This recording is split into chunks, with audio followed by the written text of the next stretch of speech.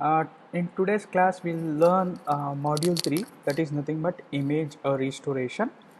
Subject code is 17 ECE 72 under VTU and digital image processing. Myself, Pawan Kumar, assistant professor from Sai Vidya Institute of Technology. So, in the previous module, we have studied how filtering techniques can be used in a digital image processing, and today's goal is that how can improve a images in a predefined sense. Okay, I will be having a uneven data images. How can we improve that one?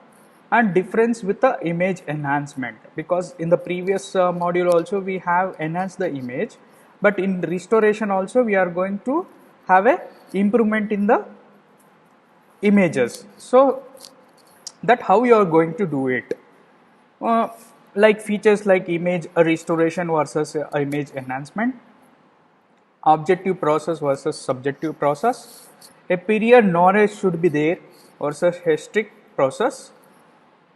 So when you come for a period, knowledge of a degradation phenomenon is considered here. Okay, degradation techniques are used to improve the quality of a image.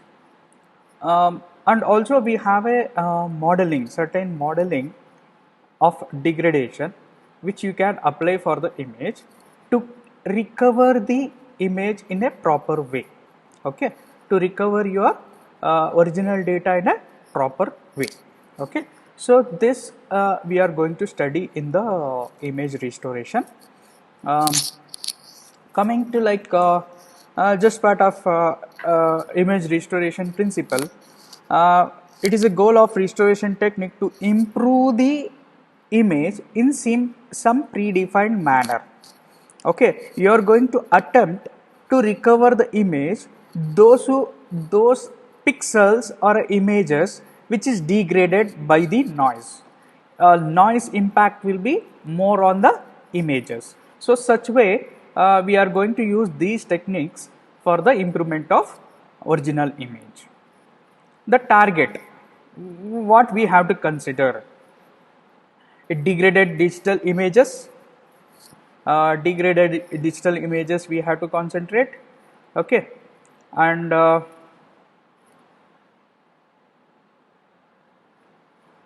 degraded images we have to consider here. Sensor, digitalizer, display degradation are the less consideration. Okay, this is the out of syllabus, but one we have to consider is degraded digital images. Okay, and also like spatial domain approaches and frequency domain approaches. So total outline how it look like. A model of an image degradation or restoration process. Okay, both at a time we are going to do. Noise model we are going to discuss. Restoration in the presence of noise only. Okay, here we restoration techniques are applied only for those images which is having a noise in a spatial filtering. Periodic noise reduction by frequency domain filtering. If you have a periodic noise, how we are going to reduce by frequency domain filtering techniques. And also like linear position invariant degradation, estimating the degradation functions with a inverse filtering. Okay, so these are the outlines in this module. So when you start to discuss with a model wise, they have given us a proper model which we can apply for the images, and we can extract the original image by this method. Okay, the topic is a model of the image degradation or restoration process. Okay, so two classification is there in this one block diagram. One is degradation function, another one is the restoration filters. Okay, in the VTU they may ask you like explain about the image degradation or restoration process. So you are supposed to write this block diagram or a simple diagram, and you have to explain. Okay, so here what happens when you come for, as I told, it is classified into two parts. One is a degradation method, another one is a restoration method. Okay, here f of x comma y, as we know that f of x comma y is a 2D image. Okay, f of x comma y is a 2D image which you are going to apply for the degradation function. So degradation function is represented as a h here. Okay. So after performing some of the techniques called degradation function, which is applied with a g, which will get a output in the form of g of x comma y with addition of noise. So eta x comma y is a noise is added. So for which data degradation function h, whatever the images we are getting here, you are applying a noise for that to get a g of x comma y. So from this part to this part we will consider as a degradation technique. Okay. And after degradation we have to restore your original image. Okay, for that g of x comma y, but here the function g of x comma y is given as g of x comma y equals g of x comma y equals f of x comma y, that is your input, convoluted or multiplied with the h of x comma y plus eta of x comma y. So here noise is added. Keep in mind, here it is noise is added. So that gives you g of x comma y. So this is fed into your restoration filter. This is fed to your restoration filters. Okay. So in the restoration filters, we will apply some of the filters which we have studied in your module 2, and to get a f cap of x comma y. Okay. So I can give g of u comma v equals f of u comma v into h of u comma v plus n of u comma v. Okay. So this is how like we are going to apply a degradation and restoration method. Okay. So ultimately here this is the end result of a restored data. And you could have saw a movie called Satya Harishchandra. So it was in black and white. They have applied some of 2D technology, which they have removed unwanted noises. Okay, and they have restored all the original data into a RGB format. Okay, into RGB format. So such way a lot of applications we have with the degradation and restoration process. Okay, I hope you have understood. Once again I will repeat, this is the overall process for your degradation and restoration. It is classified into degradation and a restoration method. Okay, in the degradation method the input will be f of x comma y, that is your 2D image, that is your 2D image. Okay, so once you apply for a degradation method, what happens? It will add with the multiply with the f of x comma y, f of x comma y with h of x comma y. Okay, so this is the output, will get it in a degradation function that is applied for your restoration filter. Before that the noise will be added, that noise will be eta of x comma y will be added, that gives you a expression called g of x comma y, and that output whatever g of x comma y we got it is applied for the restoration filters. Okay, in the restoration filters you are retrieving back your original data and it will give a output in the form of f cap of x comma y.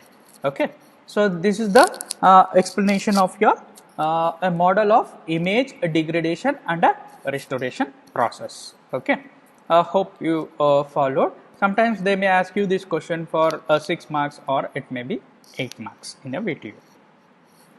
Next, so we have discussed eta of x comma y in this slide, but what are all the noises, or how the noises will be added? Okay, how the noises will be added? The noise sources will be in 2 types. Okay, the noise sources will be in the 2 types: image acquisition, that is nothing but digitalization, or a image transmission. So during the image acquisition there may be sources of noise will be added.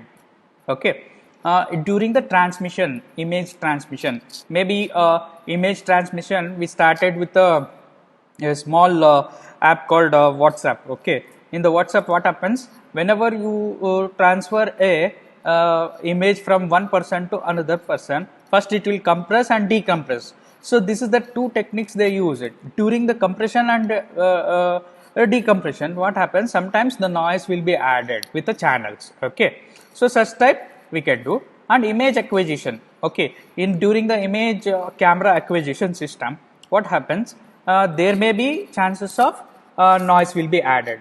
So there also we have discussed salt and pepper noise, how it will be added. Okay, so such way these are the sources of your noise which will be added. Okay, then spatial properties of a noise. Okay, spatial properties of a noise means the statistical behavior of a gray level values. The statistical behavior of a gray level value may be the one of the property of your noise, and noise parameters and correlation with the images. Okay, and another one is a frequency properties of a noise. As we know that spatial domain and a frequency domain, when you come for frequency properties of a noise, there may be like a Fourier spectrum. White noises will be more. Example, you will be having a white noise. So in the noise model, as I told, it is image acquisition, image transmission, and when you come for two domains like spatial domain and a frequency domain. In a spatial domain, it will be statistical behavior will be there more, or noise parameters with correlation with the images, and frequency properties, if you take it, it will be a Fourier spectrum, and it will be like your white noise. A constant Fourier spectrums may be repeatably it will be there in your images. Yeah, next is noise probability density function. Noises are taken as a random variable. Obviously, we know that noises always taken as a randomly, and what happens sometimes, the data won't be a constant sometimes like noises. So for that we consider random variables. So in the random variables there is a subdivision called probability density function. That is in short form we call it as probability density functions. Okay. So let's see in the future with lot of models of noise. So one of the noise model will be Gaussian noise. Okay, here the Gaussian noise is a math function. It may be in the spatial domain or it may be in the frequency domain. This will occur, Gaussian noise will be occurring in the electronic circuits. Okay, Gaussian noise may occur because of a electronic circuit. Okay, that's why the second point says that electronic circuit noise, or it may be sensor noise. Okay, electronic circuit noise, or it may be your sensor noise. Okay, for that we can give an expression called P of Z. P of Z equals 1 over root of 2 pi zeta e to the power of minus Z minus mu square slash with the 2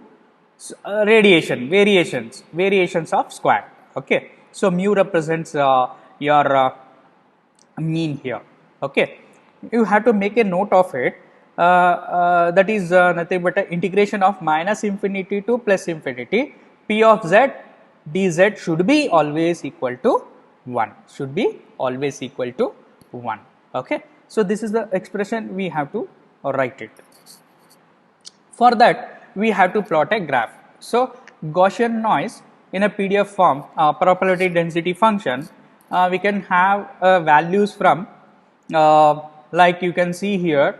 This is the graph which we are getting. Gaussian noise or Gaussian filter, we know that the plot between your Z and a P of Z. Okay, the maximum value which is always given as 1 over root of 2 pi variance. Okay, and mid value, some threshold which is assigned as a 0.607 divided by root of 2 pi variance. Okay, so that's why the range it is being scheduled, the mu is a center threshold here. It is variance from mean to variance, mean minus variance here at this stage. This is a one threshold.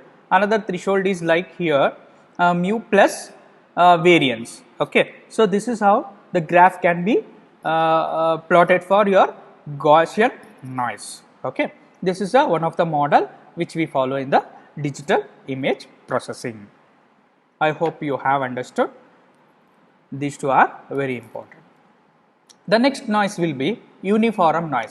That's why I told you in VTU they may ask you explain about the noise probability density functions, or they may ask you write the different types of noise models used in image degradation or a restoration. So you are supposed to start with the Gaussian noise, which I have explained. Next we will go for uniform noise. Okay, and use it for random number of generators. Basically uniform noise are used for random number generators. Okay, it is less practical. Basically we call it as like a less practical. Coming to the expression which we can give is P of Z equals 1 over B minus A if the value is ranges from A to B, if the value ranges from A to B here, 0 otherwise. Okay, 1 over B minus A if Z value ranges between your A and B, and we will get a 0 probability for data will get a 0 if 0 otherwise. Okay, and mean mu is equal to A plus B divided by 2, and your variance square is equal to B minus A square divided by 12. Okay, so this is the expression which we have to write it in script. Okay, and we can have a graph for this. Okay, it is plot between P of Z versus Z, and you can see this is like your uniform PDF output with a range of maximum 1 over B minus A. Okay, so this is how uniform PDF can be plotted. The next one is a very important topic, that is nothing but one of the noise model is impulse, also called as a salt and pepper noise. We used to repeat this keyword called salt and pepper noise will be added with the images with the different sources, but here this is the topic which says that salt and pepper noise, and it is very quick and transient, and such fault occurs, these type of impulse noises will be occur when you have a switch o-ring. Okay, when you have a switch o-ring, such as like faulty switching during the imaging, Okay, for that we can give a probability density function P of Z equals PA for Z is equal to A, PB for Z is equal to B, if P of Z will be 0 otherwise. Okay, so once again I will repeat, P of Z can be given as, if we have a 3 classification here, values, variables, PA for Z equals A, PB for Z equals B, 0 otherwise. Okay, if either PA or a PB is 0, it is called as a unipolar, otherwise it is called as a bipolar. Okay, so this is the key point we have to add. In practical, impulse are usually stronger than images signals, as we biggest threat for your image or image processing is the salt and pepper noise. Okay, that's why it is just stronger than image signal. Sometimes we will consider impulse noise or salt and pepper noise is a highest priority. Okay, during the pre-processing of any artificial intelligence applications or machine learning applications, or it may be like some of the projects which we are dealing with medical wise, or it may be defense wise. What is the pre-processing we have to do means we have to remove the impulse noise or salt and pepper noise. Okay, that's why it is a stronger noise signal which will be added with your images. Okay, but here example, A is equal to 0, that is the value considered as a black, B is equal to 255, that is considered as a white. Okay, keep in mind what is the range of A value is like your black color. Okay, when come for B value, it will be white color. Okay, so in a 8-bit image, basically we consider these values in a 8-bit images. So you can see the graph, it is plot between P of Z versus Z, and what is the value here means this is the range of your PA or a value. So A is a threshold here.